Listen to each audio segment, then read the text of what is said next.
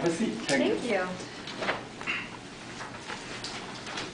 I know you are the Columbus Communicator VP for Mentorship. You did an excellent job. Thank you. Therefore, I think we can all learn from you, right? Can you share with how you recruit members in your mind? What you did?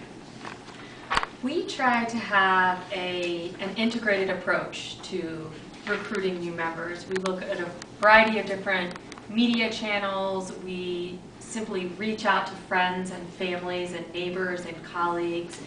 We make sure that we have an updated website because we do occasionally get people who just Google Toastmasters downtown Columbus and find our club name that way. But beyond that approach, we also this year did a specific membership drive in the lobby of our building, whereby we brought members down to the lobby and hosted an event of sorts. Can you tell us what you do exactly in the lobby to recruit people? What did you do? How you plan it? I think you did a good job. Thank you. We started by coordinating with our property management company to make sure that they had availability, that they had resources for us, that they were okay with us setting up tables and, generally speaking, approaching their tenants about joining our club. We planned then to have 2 segments of 2 hours each, one in the morning so we could capture that morning crowd who might be walking in with their coffee, and another for the afternoon crowd who is either on their way to lunch or on their way back from lunch. We figured those would be the 2 times of the day whereby we would get more traffic passing by our table. And we also chose to do it on 2 separate days, 2 contiguous days, so that in case we missed a certain individual who was on a business meeting and they were going to be in the following day, we might capture them at the next day.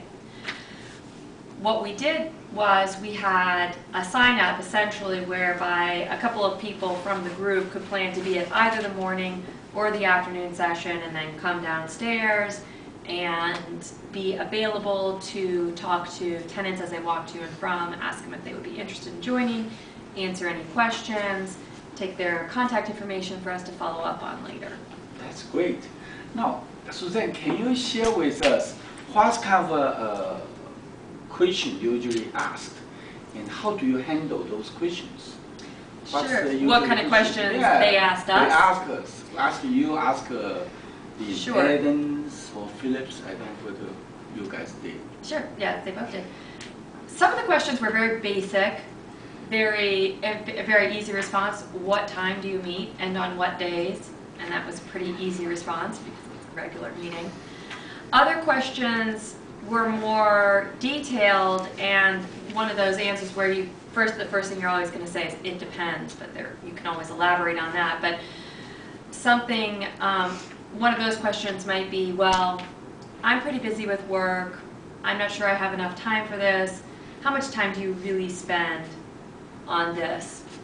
And that gave us the opportunity to explain to them that it's really up to the participant, and they get to take the Toastmasters model and fit it to their schedule. So they could do all 10 speeches quickly if that's the way they want to do it, or they could stretch it out and incorporate other activities, meeting by meeting by meeting, or simply take a meeting where they are less involved because they have so much going on with their family and work at that point in time, and then do a speech later on.